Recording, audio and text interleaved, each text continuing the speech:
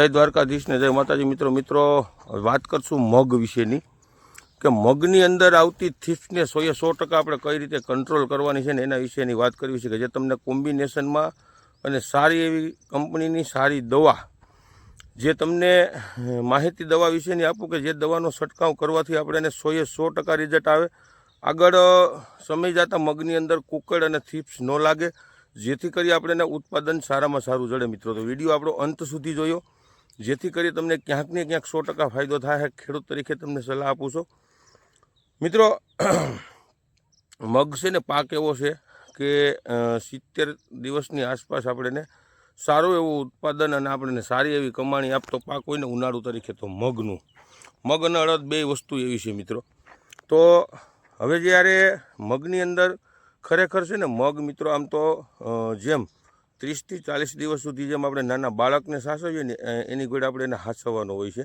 કેમ કે જો મગમાં શરૂઆતમાં જ સારા એવા ડોઝ આપણે દવાના છાંટવાના હોય છે। જો એની અંદર થીપ્સ આવી ગઈ, કુકડ આવી ગઈ, ભયંકર એટક થઈ ગયો, પછી એની અંદર આપણે ઘણી બધી દવાઓનો ઉપયોગ કરીએ છતાં આપણે એને રિઝલ્ટ ન જડે અને વધારે થીપ્સ લાગે પાનની અંદર, ત્યારે પાનને સૂંઘી લે છે। અને જ્યારે પાનને સૂંઘે ને ત્યારે પાનની અંદર વધારે પૂરતું જે ફોસ્ફરસ હોય છે અને એ ફોસ્ફરસને જ ટૂંકમાં થીપ્સ બધું સૂંઘી લે, જેથી કરી પાન છે ને આપણું એકદમ રાતું અને ટૂંકમાં કુકડ વરી જતી હોય છે, જેને કારણે આગળ નવી ફૂટ પણ મિત્રો ન પડે।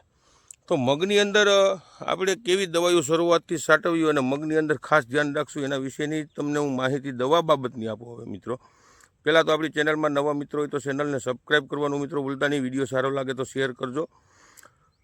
હવે જે હું તમને જે દવા બતાવું છું મિત્રો, એ દવા વધારે તમારે માહિતી જોતી હોય દાખલા તરીકે અથવા તો એ દવા વિશેની, તો હું આમાં પિયુષભાઈના નંબર નાખું છું, એગ્રોવાળા ભાઈના, જેથી કરી તમે વધારે એની પાસેથી માહિતી લઈ શકો। હું ભાવ ને કઈ કંપની આ તે પણ હું તમને ખાલી સારી કંપનીની દવા બતાવી દઉં છું મિત્રો, અને તમારા વિસ્તારમાં ઝડતી હોય છે। પછી એથી વધારે વિશેષ માહિતી જોતી હોય તો છેલ્લે મારા નંબર નાખે એટલે વધારે માહિતી લેવી હોય તો તમે લઈ શકો।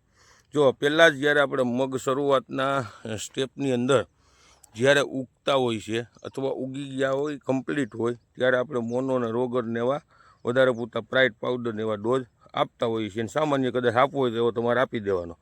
પણ જ્યારે ઉગીને 1 અઠવાડિયા દિવસના થઈ ગયા એટલે એની અંદર આપણે ફિપ્રોલિન 40% ને ઇમિડા 40% બે કોમ્બિનેશનની અંદર ઝેર આવે છે, ટેકનિકલ બે કોમ્બિનેશનમાં આવે છે, ફિપ્રોલિન અને ઇમિડા।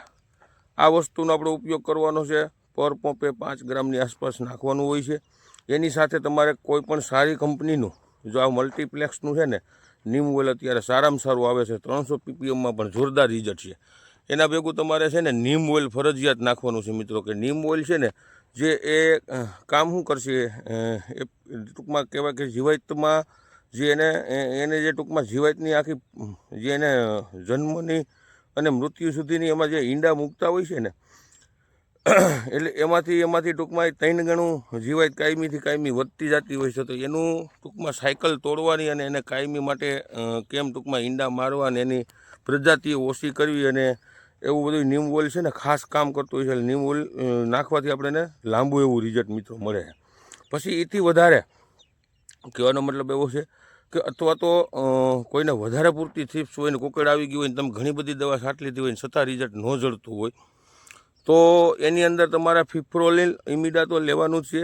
એની સાથે તમારે જે આ થ્રીપમ જે મુંબઈની કંપની છે મિત્રો, કંપનીનું નામ કંઈક સારું છે હું ભૂલી ગયો છું, જે થ્રીપમ કરીને આવે છે, પર પંપે 25 ml જેટલું લેવાનું છે અને વ્યવસ્થિત સ્પ્રે કરવાનું, ભેગું સ્ટીકર નાખી દેવાનું છે।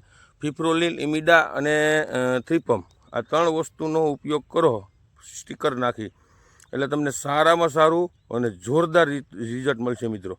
અને એ વસ્તુ પહેલાં તમને કહી દો કોઈ જાતની આની અંદર સાઈડ ઇફેક્ટ નહીં થાય।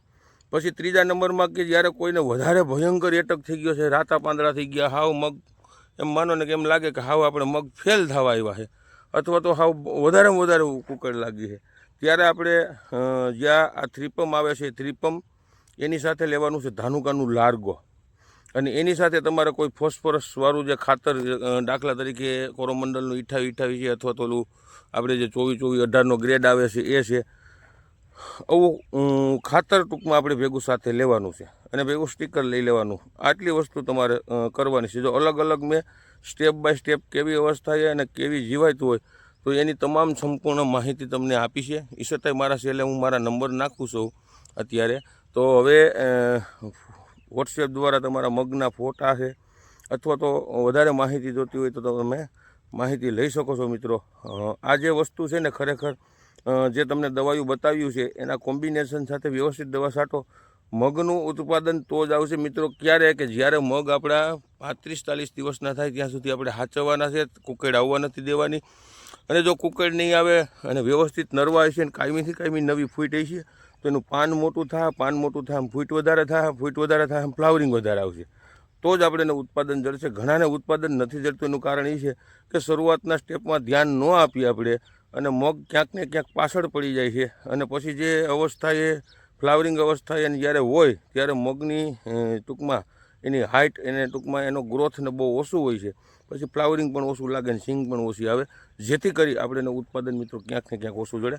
તો અવનવા વિડીયો જોતા રહીજો. જય જવાન, જય કિસાન.